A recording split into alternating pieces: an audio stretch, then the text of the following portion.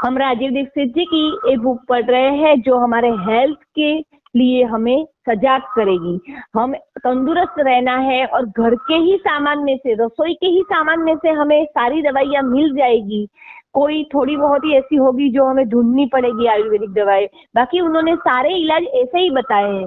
खास तो उन्होंने दिनचर्या पर ध्यान दिया है और नियम बताए हैं कि ऐसे नियम रखोगे तो पूरी जिंदगी आप बीमार नहीं होगे।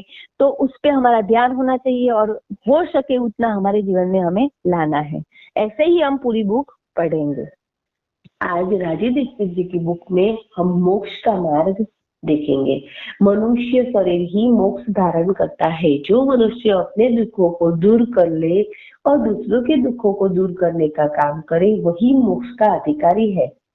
इसमें सफलता मिले न मिले ये महत्वपूर्ण नहीं है, ईमानदारी से प्रयास करें यह ज्यादा महत्वपूर्ण है। यानी हमारी प्रामाणिकता, हमारे अंदर जो भगवान है वो जानते हैं कि हमारे अंदर हमारी सोच क्या है, हम क्या करते हैं, हमारे अंदर का मन क्या है। हम फायदे के लिए ही भागते हैं या किसी का अच्छा भी हम सोच सकते हैं। किसी का अच्छा सोचना, किसी के बारे में अच्छा करना, वो भी एक मन की उदारता मानी जाती है।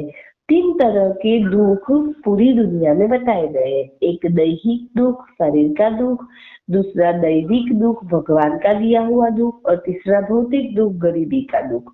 जो व्यक्ति इन 3 दुखों से मुक्त है और दूसरों को भी मुक्त करवाने वाले के प्रयास में रत है वही व्यक्ति मोक्ष का अधिकारी है।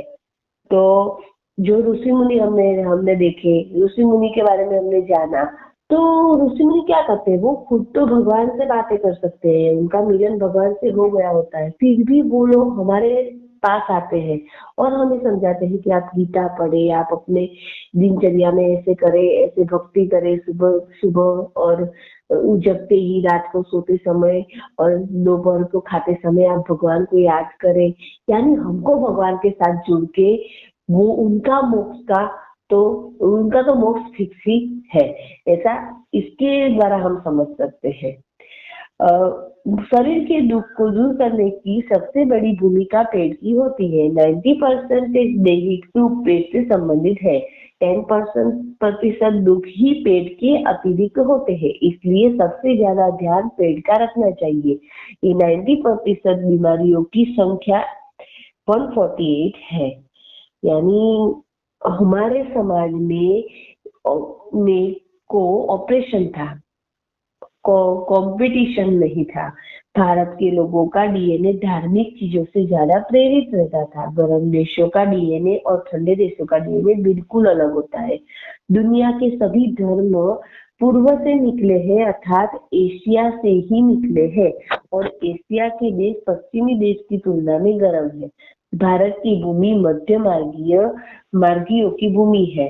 न ज्यादा भोगी बनो, न ज्यादा त्यागी बनो, ऐसा गीता में श्री कृष्ण भगवान ने कहा है। सही बात है। संयम यानी क्या, तो कुछ छोड़ना नहीं है। गीता हमने कितनी बार, एक साल में तो 5 बार, और ये छठी बार भी हो गई, अभी 7वीं बार चल रही है ग्रुप बनाने के बाद, बराबर।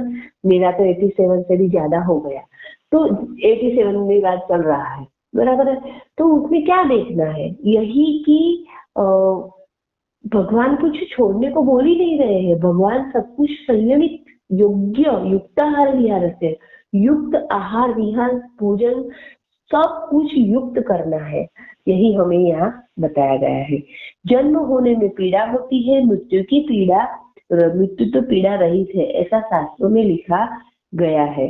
भारतीय शास्त्रों में मृत्यु को उत्सव कहा गया है, इसलिए किसी भी व्यक्ति की बीमारियों को पीड़ा सहकर मरना न पड़े, कुछ ऐसी व्यवस्था करनी होगी। भारत के शास्त्रों के अनुसार भारत में या इसकी सभ्यता संस्कृति में सभी लोगों का कर्म मोक्ष की प्राप्ति के उद्देश्य से ही होता है, अर्थात सभी पर्व, उत्सव, क्रियाकलाप आदि मोक्ष प्राप्ति के उद्देश्य से ही किए जाते हैं।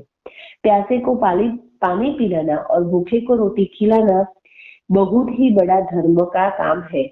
ज्यादा से ज्यादा प्राकृतिक चीजों का प्रयोग करें। भारत के सभी लोग समृद्धशाली है, हो। एक व्यक्ति ठीक होने के बाद दूसरे को ठीक करे, बेकार की वस्तुएं घर में न लाए। 250 साल अंग्रेजों द्वारा लूट जाने के बाद भारत का हर आदमी गरीब हो गया है।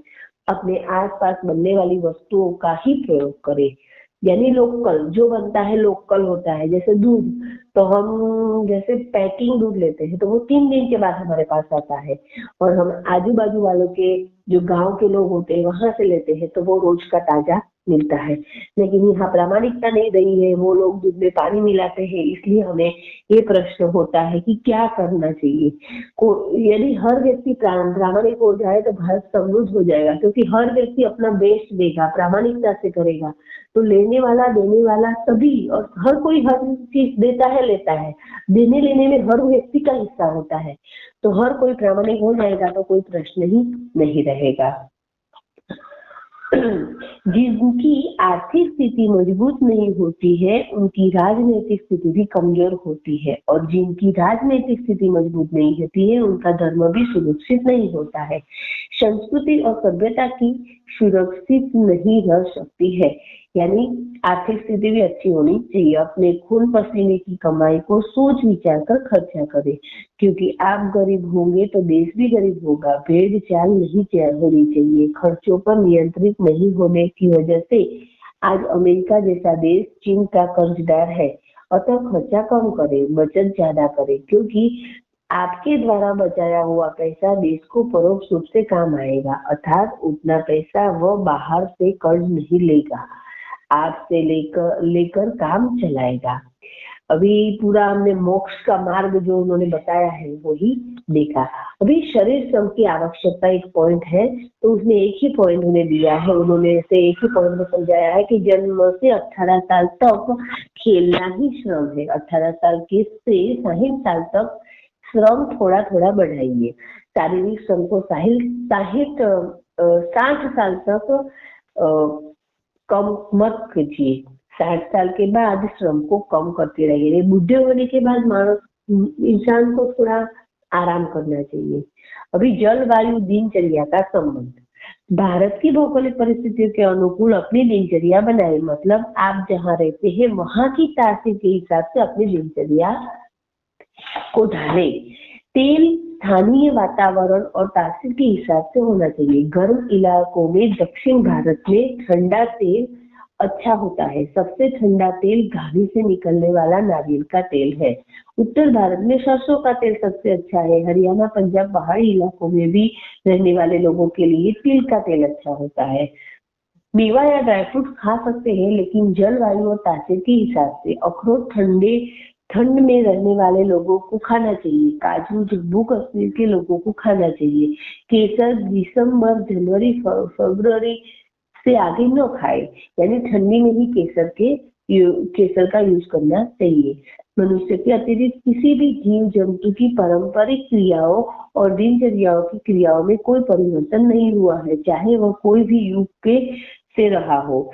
यहाँ तक कि आज 21वीं सदी में भी उनकी जीवन शैली में कुछ भी बदल नहीं आया है। मनुष्य के सिवाय किसी भी के जीवन में कोई बदल आया नहीं है। दिनचर्या में भी कोई बदल आया नहीं है। भारतीय वास्तु के अनुसार घर में स्थान जितना खुला होगा, आप दिल और दिमाग से उतने ही खुले होंगे।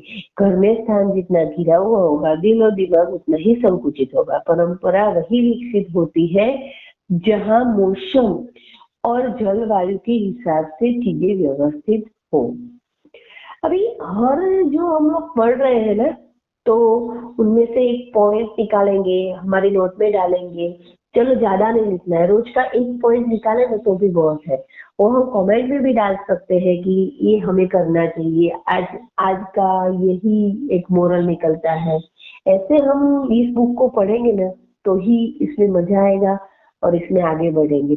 क्योंकि देखो यहाँ बोला है कि दिनचर्या, तो दिनचर्या में बहुत ही देखना है। दिनचर्या में आगे भी बहुत सारे पॉइंट आएंगे।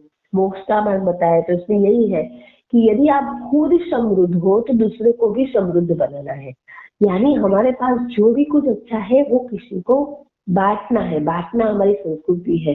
बोलता है ना कि किसी को देना यानी देना भी देना होता है, और देने से ही हमें हमें कोई देता है, यानी भगवान। देना जरूरी है जीवन में, तो किसी को देने की आदत डालें। ये अभी क्या है, बच्चे भी ऐसे होते हो गए हैं कि आपने हमारे लिए क्या किया, हमें ये चाहिए ये चाहिए, उनकी डिमांड रहती है, लेकिन उनको उनका जो कर्तव्य निभाना है उनके बारे में वो सोचते नहीं है। तो यदि हम मोक्ष का मार्ग बोले ना, तो देने की शुरुआत करना ही मोक्ष का मार्ग है। और मेरे पास जो अच्छा है वो मुझे किसी को देना है, भले ही 1% हो। मैंने पहले भी बताया कि ये ग्रुप मैंने बनाया तो मैं किसी को सुधारने के लिए ग्रुप नहीं बनाया। मैंने गीता पढ़ी, मैंने इतनी बार गीता पढ़ी, तो इससे मेरे जीवन में एक आनंद है, हर्ष है, हर चीज को पॉजिटिव थोड़ा बहुत ले सकती हूँ। उसके पहले मैं इतनी अच्छी तरह से अब किसी बात को नहीं ले सकती थी। जितनी गीता पढ़ी उतनी तो मैं हर किसी को गीता पढ़ने के लिए बोलती थी, सालों से बोलती थी। फिर मैंने एक ट्राई किया कि रोज की 5 मिनट निकालेंगे तो 10 लोग भाषांतर के साथ पढ़ेंगे, तो 17 दिन क्या 68 दिन में गीता पूरी पढ़ लेंगे। और रोज की 1 मिनट 2 मिनट निकालेंगे, 2-2.5 मिनट, तो रोज का एक श्लोक पढ़ेंगे तो भी 700 दिन में तो पूरी गीता होगी कि नहीं होगी। तो इसलिए मैंने यूट्यूब चैनल बनाई। तो बांटना चाहिए, हमारे जीवन में जो है वो बांटना चाहिए, वही मोक्ष का मार्ग है। और इसके आज जो पढ़ा है उसके बारे में हम सोचेंगे और अपना मत